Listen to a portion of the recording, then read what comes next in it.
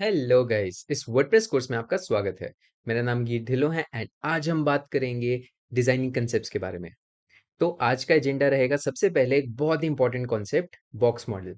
बहुत simple concept है but बहुत ही इफेक्टिव और बहुत ही यूजफुल कॉन्सेप्ट है एंड ये एक मैंडेटरी चीज रहेगी ताकि आप डिजाइनिंग अच्छे से कर सकें। सेकंड, हम इसी बॉक्स मॉडल में मार्जिन्स, पैडिंग्स और बॉर्डर्स के बारे में बात करेंगे एंड फिर हम बात करेंगे कुछ फॉन्ट्स और कलर्स के।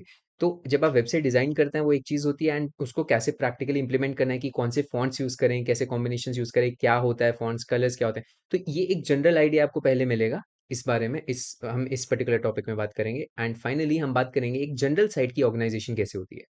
तो पहले टॉपिक पे चलते हैं एंड समझते हैं द बॉक्स मॉडल। तो जो बॉक्स मॉडल है ना, उसमें बेसिक फंडा ये है कि आपका हर एक एलिमेंट जो होता है, जैसे आप कोई कंटेंट डालते हो, राइट, आपने हेडिंग डाली, राइट, आपने बेसिकली टेक्सचुअल फॉर्म में डाला या इमेज फॉर्म में डाला, राइट, या वीडियो फॉर्म में डाला। अब वो जो टेक्स्ट आपने डाला है, ठीक है, वो टेक्स्ट हेडिंग के लिए रिप्रेजेंट कर सकते हो या पैराग्राफ के लिए रिप्रेजेंट कर सकते हो, लिस्ट के लिए कर सकते हो, कोड के लिए कर सकते हो, ठीक है। तो अब जो भी एलिमेंट डाल रहे हैं वो कंटेंट, लाइक अगर मैं द बॉक्स मॉडल डाल रहा हूँ तो ये जो लेटर्स का फॉर्मेशन है, ये कंटेंट हुआ, राइट। बट ये कंटेंट अकेले नहीं होता है, ये हमेशा जब भी आप वेब ब्राउज़र की बात करते हैं या वर्डप्रेस की बात करते हैं, ये एक बॉक्स मॉडल के साथ आता है, जो कि डिविजन्स ऐसे रहती हैं कि कंटेंट होता है सेंटर में, उसके अराउंड पैडिंग होती है और उसके अराउंड बॉर्डर होती है, ठीक है। एंड ये एक बॉक्स बनकर आता है, ठीक है। अब वो बॉक्स में वैल्यूज जीरो होंगी तो कुछ दिखेगा नहीं, राइट। अगर बॉर्डर जीरो होगी तो कोई बॉर्डर नहीं शो करेगी, पैडिंग जीरो होगी तो पैडिंग भी शो नहीं करेगी। बट आपके पास प्रोविजन होता है, आप जब मर्जी उसको इंक्रीज या डिक्रीज कर सकते हैं, ठीक है। तो एक बाय डिफॉल्ट हर एक एलिमेंट, हर एक विजेट, चाहे आप गुटेनबर्ग में डिजाइन कर रहे हैं, चाहे आप HTML CSS में खुद डिजाइन कर रहे हैं, चाहे आप पेज बिल्डर्स यूज करें, हम ये सब डिस्कस करेंगे, पेज बिल्डर्स और एलिमेंटर क्या है ये सब। बट अगर आप किसी भी वैसे डिजाइनिंग कर रहे हैं, हर एक एलिमेंट एक बॉक्स मॉडल के साथ आएगा, ठीक है। अब इसमें एक एक करके एलिमेंट समझ लेते हैं। सबसे पहले कंटेंट। तो कंटेंट कुछ भी हो सकता है जो एग्जैक्टली जैसे मैं बोलूं कि इमेज है, टेक्स्ट है, हेडिंग है, वीडियो है। ये जो एग्जैक्ट कंटेंट है वो आपका कंटेंट के अंदर आएगा, राइट। जो टेक्स्ट फॉर्म है या वीडियो फॉर्म है, जो पैडिंग है वो पैडिंग आपका जो कंटेंट है और बॉर्डर, उसके बीच की जो स्पेस है वो पैडिंग होती है। अब आप इसको जीरो रखोगे तो बॉर्डर एकदम कंटेंट के साथ रहेगा, राइट। एंड इसके बाद बॉर्डर। तो बॉर्डर एक फेंसिंग होती है या एक बेसिकली एक मार्क डिमार्केशन होती है कि ये एलिमेंट का एरिया है, ठीक है। तो ये एलिमेंट का एरिया अगर बॉर्डर रखेंगे तो बॉर्डर दिखेगी, आप उसको कलर भी डाल सकते हैं। अगर बॉर्डर नहीं रखेंगे तो वो जीरो रहेगी बट स्टिल वो बॉर्डर का प्रोविजन जरूर रहेगा आपके पास, ठीक है। And finally margin. मार्जिन होता है दो एलिमेंट्स के बीच में डिस्टेंस। अब ये चीज बेटर समझने के लिए एक एग्जांपल के साथ चलते हैं। थोड़ा सा विजुअलाइजेशन करना पड़ेगा। जैसे सपोज आपका एक घर है, घर के अराउंड एक लॉन है, लॉन के अराउंड फेंसिंग लगी हुई है, ठीक है। तो अगर वो घर की बात करें, वो जो घर जो सेंटर में प्लेस्ड है वो कंटेंट है, उसके अराउंड जो लॉन है वो आपका पैडिंग हो गया। जो पैडिंग के बाहर जो बाहर फेंसिंग लगी हुई है वो आपका बॉर्डर हो गया, ठीक है। एंड अब अगर बात करें कि एक घर के साथ दूसरा घर है, वो दो घर कितने पास या दूर हैं, वो हम मार्जिन से कंट्रोल करते हैं। अब यही हम जब एलिमेंट्स या डिजाइनिंग या फिर वर्डप्रेस के फॉर्म में ले आते हैं तो हर एक चीज एज एलिमेंट एग्जिस्ट करती है और हर एक एलिमेंट जो आ रहा है वो बॉक्स मॉडल के फॉर्म में आएगा। आपने टेक्स्ट भी डालना है तो वो टेक्स्ट हमेशा कंटेंट पैडिंग और बॉर्डर के बॉक्स में आएगा। और फिर जब भी आप प्लेस करेंगे, आप मल्टीपल एलिमेंट्स प्लेस करेंगे एक वेबसाइट को डिजाइन करने के लिए, एक वेब पेज को डिजाइन करने के लिए, एंड उनके बीच में डिस्टेंस समझना बहुत जरूरी होगा और वो हम मार्जिन से कंट्रोल करेंगे, कितना पास है या कितना दूर है, ठीक है। तो इस चीज को, ये सिंपल से कॉन्सेप्ट को अगर आप समझ गए, इसके बेसिस पे आप डिजाइनिंग के एक अच्छे लेवल पे पहुंच सकते हैं, ठीक है। तो ये बहुत इंपॉर्टेंट है और ये फंडामेंटल कॉन्सेप्ट्स हैं। अब हम क्या करते हैं, अब हम ना थोड़ा सा फॉन्ट्स और कलर्स के बारे में थोड़ा सा समझते हैं। तो गाइज यहाँ पर फॉन्ट्स में मैं आपको सबसे पहले बताऊंगा कि जो गूगल है, गूगल इटसेल्फ आपको फॉन्ट्स प्रोवाइड करता है। एंड गूगल के अगर आप सिंपल गूगल फॉन्ट्स सर्च करेंगे तो आपको यहाँ पे ये लिस्ट दिख जाएगी। तो यहाँ पे ये बहुत ही इफेक्टिव टूल है देखने के लिए, सिलेक्शन के लिए कि मेरे को कौन सा फॉन्ट अच्छा लग रहा है या क्या फॉन्ट मैं चूज कर सकता हूँ, राइट। तो उस चीज में मेरे पास यहाँ पे बहुत सारी ऑप्शंस अवेलेबल हैं। जैसे मैं यहाँ पे सर्च कर सकता हूँ फॉन्ट्स, अगर मेरे को एग्जैक्टली नाम पता है फॉन्ट का तो मैं सर्च कर सकता हूँ। मैं देखना चाहता हूँ कोई स्पेसिफिक कंटेंट वो कैसा लगता है, तो आप देखेंगे यहाँ पर वो उसने चेंज कर दिया। ये जो आपके पास बॉक्सेस बने, ये बॉक्सेस में ये बता रही है एक डिफरेंट टाइप ऑफ कंटेंट है, ये कंटेंट है, ये सेकंड है, ये थर्ड, मतलब ये different types of fonts represent हो रहे हैं। ये कंटेंट जो मैंने लिखा है ये कैसा कैसा दिखेगा डिफरेंट फॉन्ट्स में, राइट। तो ऐसे बहुत सारे हजारों फॉन्ट्स अवेलेबल हैं गूगल में, आप कोई भी चूज कर सकते हैं।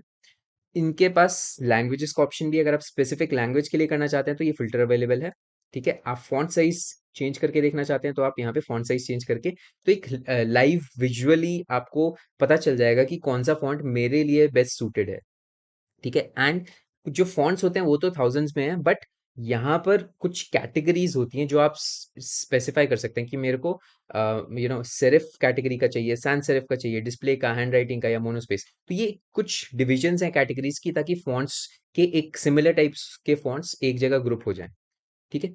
तो आपको जो फॉन्ट्स चाहिए आप यहाँ से चेक कर सकते हैं, तो फिर वही वाले फॉन्ट शो करेगा। अभी ये सैंस सेरिफ शो कर रहा है, तो ये देखिए आपको पता चल जाएगा ये सैंस सेरिफ में ये सब फॉन्ट्स हैं। जो आपको पसंद आ रहा है वो आप चूज कर सकते हैं, ठीक है। अब बेस्ट पार्ट ये है, ये सब जो चीज़ें हैं, ठीक है, आपके पास यहाँ पर गूगल में पूरा विजुअलाइजेशन के लिए टूल अवेलेबल है जिसमें आप चूज़ कर सकते हैं। But the best part is, अगर आप कोई भी पेज बिल्डर यूज़ कर रहे हैं, जैसे एलिमेंटर यूज़ कर रहे हैं, हम आगे डिस्कस करेंगे, या फिर थीम जैसे जो मैंने यूज़ किया इसमें, राइट, तो वो थीम में भी आपके पास और काफ़ी और थीम में प्री लोडेड होते हैं गूगल फॉन्ट्स। तो आपको कुछ स्पेसिफिकली यहाँ से गूगल से लेके आके कहीं इंपोर्ट नहीं करना पड़ता, अगर अनलेस आप HTML CSS में खुद कोड कर रहे हैं, तो फिर आपको यहाँ से एक कोड लेके अपने CSS फाइल में डालना होता है। बट एनी केस आपके लिए वो इंपॉर्टेंट नहीं है, सिंस आपको कोडिंग की जरूरत नहीं है। एंड अगर आप सही थीम यूज कर रहे हैं, या फिर आप एलिमेंटर वगैरह पेज बिल्डर को यूज कर रहे हैं, और उसमें प्री लोडेड फॉन्ट्स हैं, तो वो डायरेक्टली एक्सेसिबल होंगे, आपको कुछ एक्स्ट्रा एफर्ट या एक्स्ट्रा चीज नहीं करनी है, ठीक है। तो ये था फ़ॉन्ट्स के बारे में। एक लास्ट चीज़, जब आपको कोई फ़ॉन्ट अगर अच्छे से और देखना है, जैसे सपोज़ ये ओपन सैंस है, मैं इस पे क्लिक करूँगा, तो ये एक नए उसमें खुल जाएगा, नए विंडो में। एंड यहाँ पर आप देख सकते हैं, इसमें वेरिएशंस हैं, जैसे कितना वेट होना चाहिए, क्या इटैलिक है, राइट? ये सब चीज़ें आप यहाँ से देख सकते हैं। लाइट 300 मतलब 300 उसकी विड्थ है, तो ये पतला फ़ॉन्ट है। ये 300 में ये एक इटैलिक फ़ॉन्ट है। 400 है, ठीक है, 400 में इटैलिक, मीडियम। तो ऐसे करके आपके पास बोल्ड और एक्स्ट्रा बोल्ड आप यहाँ से भी देख सकते हैं कि इसकी क्या वेरिएशंस अवेलेबल हैं। ठीक है। अब हर एक फॉन्ट का ये सब वेरिएशंस नहीं होंगे, हो सकता है किसी फॉन्ट के इतने वेरिएशंस ना हो। जैसे इसका थिन 100 से भी स्टार्ट है, वो पिछला वाला फॉन्ट ओपन सैंस 300 से स्टार्ट था, तो 100, 200, 300, इसमें ज्यादा वेरिएशंस हैं, राइट। तो हर एक फॉन्ट टू फॉन्ट डिपेंड करता है कि उसका कितना वेट की प्रोविजंस है या कितने वेरिएंट्स बने हैं, ठीक है। तो आई होप सो ये पार्ट क्लियर हो गया होगा। अब हम कलर्स पे चलते हैं। तो जो कलर्स होते हैं, कलर्स हम नॉर्मली रिप्रेजेंट करते हैं orange, tomato, green, violet, red, right. But जब हम डिजाइनिंग या वर्डप्रेस के बारे में बात करते हैं, तो यहाँ पर हम कलर को बाय नेम्स नहीं कर सकते। बट यस, अगर आप कस्टम सीएसएस कर रहे हैं तो कस्टम सीएसएस में कुछ स्पेसिफिक नेम्स हैं जो आप यूज कर सकते हैं। सारे नहीं, यहाँ पर लिस्ट होती है और वो स्पेसिफिकली आप यूज कर सकते हैं। बट सिंस हमारे लिए बाय नेम इंपॉर्टेंट नहीं है, सिंस हम वर्डप्रेस पे काम कर रहे हैं, तो हम कैसे कलर्स को रिप्रेजेंट करें या हम कैसे कलर्स को यूज करें, तो उसके लिए हमारे पास तीन वेज रहेंगे। आपके पास तीन मॉडल्स होते हैं, एक आरजीबी, एक हेक्स कोड और एक एचएसएल। हमारे लिए दो मॉडल सबसे ज्यादा जरूरी रहेंगे, एक आरजीबी और एक हेक्स। और सबसे ज्यादा जरूरी अगर मैं बोलूं तो हेक्स मॉडल रहेगा, कि हेक्स कोड में कैसे रिप्रेजेंट करते हैं कलर्स। आपको इनकी डिटेल्स में नहीं जाना है, बट फिर भी मैं आपको थोड़ा सा एक आइडिया दे देता हूँ, ठीक है। ये कलर कोड्स कैसे बनते हैं, हमें बहुत डिटेलिंग नहीं चाहिए, बट एक बेसिक लेवल पे इतना पता होना चाहिए। अगर आरजीबी है वो स्टैंड करता है रेड, ग्रीन, ब्लू। रेड, और ये जो पैरामीटर्स हैं अंदर, ये रिप्रेजेंट करते हैं, ये रेड का है, फिर कॉमा के बाद ग्रीन का है, फिर कॉमा के बाद ब्लू का है। तो ये जो कैरेक्टर्स हैं ये 0 से लेके 255 तक मैक्सिमम जाते हैं, मिनिमम 0, मैक्सिमम 255।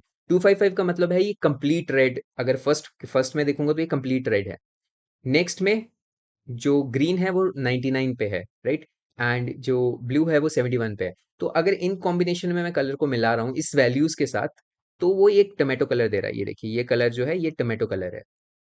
ऐसे ही अगर मैं ये 255 और 255 और 255 कर दूंगा, तो तीनों कलर के मैक्सिमम लेवल पे ले गया, तो उससे क्या हुआ, एक वाइट कलर बन गया। जब सारे कलर्स की मिक्सिंग करते हैं तो वाइट हो जाता है, राइट।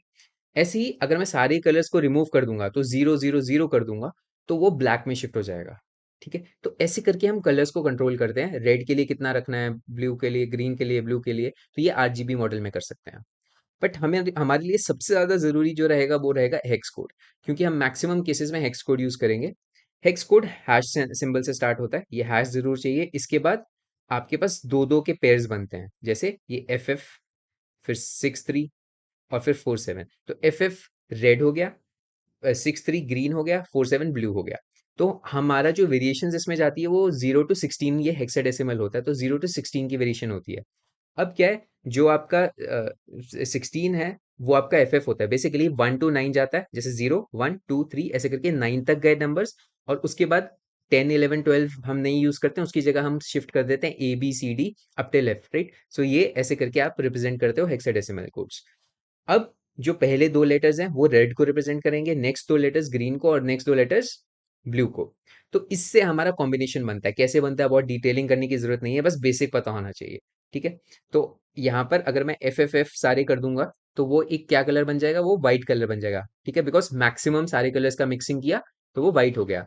फिर अगर मेरे को उसको ब्लैक करना है तो सारे जीरोस कर दूंगा तो सारे कलर्स रिमूव हो गए, तो वो 0 0 0 करके ये सब ब्लैक हो जाएगा। तो इसी की वेरिएशन से हम कलर्स को बना सकते हैं। ये करंट वेरिएशन में जो सिलेक्शन है, करंट वेरिएशन जो बनी है, उससे टोमेटो कलर ही आउटकम है, ठीक है। तो आई होप सो ये पार्ट क्लियर हो गया होगा। अब कलर्स में जैसे नेम्स का बताया था, ऐसे नेम्स में भी बहुत सारे हैं, बट हमारे लिए एप्लीकेबल नहीं है बिकॉज हम वर्डप्रेस पे काम कर रहे हैं। बट साथ ही इसमें हेक्स कोड्स भी दिए हैं। अगर आपको इसमें नाम से एक्वा पसंद है तो आप एक्वा के साथ देख सकते हैं इसका हेक्स कोड क्या है। ऐसे करके आप ये बाय नेम वाले कलर्स के हेक्स कोड्स चूज करके आप यूज कर सकते हैं। अब बेस्ट वे क्या है, हम गूगल पे अगर जाएं तो कलर पिकर सर्च करते हो आप अगर, तो यहीं पर ही आपका एक कलर पिकर अवेलेबल होता है। इसमें पूरा पैलेट अवेलेबल है। आपको जौन से शेड में चाहिए वहां पे लेके आएंगे, उसके बाद ये पैलेट उसका ओपन हो जाएगा, वहां से आप लाइट या डार्क जैसे आपको कलर ठीक लग रहा है आप क्लिक करेंगे तो आप देखेंगे नीचे हेक्स कोड चेंज हो रहा है, ये हेक्स कोड, राइट। ये भी देखिए, ये हेक्स कोड 6 लेटर्स का बना हुआ है, नंबर न्यूमेरिक्स एंड अल्फाबेट्स, ठीक है। अगर मैं यहाँ क्लिक करूंगा तो ये हेक्स कोड यहाँ पे चेंज हो रहा है। ये कंप्लीट ब्लैक करूंगा तो ये देखिए यहाँ पे क्या है, मेरे को ये अभी कंप्लीट ब्लैक नहीं हुआ है। कंप्लीट ब्लैक के लिए मैं जितना नीचे लेके आऊंगा, या फिर मैं यहाँ से अगर हेक्स कोड डाल दूंगा 0 0 0 0 0, राइट, तो ये एक कंप्लीट ब्लैक लेवल पे चलेगा, ठीक है। एंड ऐसे मेरे को जौन सा भी हेक्स कोड चाहिए मैं यहाँ से ले सकता हूँ। और मॉडल्स भी हैं, RGB, CMYK, HSV, HSL। हमारे लिए सिर्फ हेक्स कोड इंपॉर्टेंट है, ठीक है। मेरे को अगर ये पसंद है मैं यहाँ से कॉपी कर सकता हूँ, तो ये हेक्स कोड मेरे पास आ गया एंड मैं ये अपनी साइट पे यूज कर सकता हूँ। कैसे यूज करना है, कहाँ यूज करना है, वो सब चीजें हम जब पेज बिल्डर्स पे बात करेंगे तो वो भी देखेंगे। तो अब चलते हैं आगे।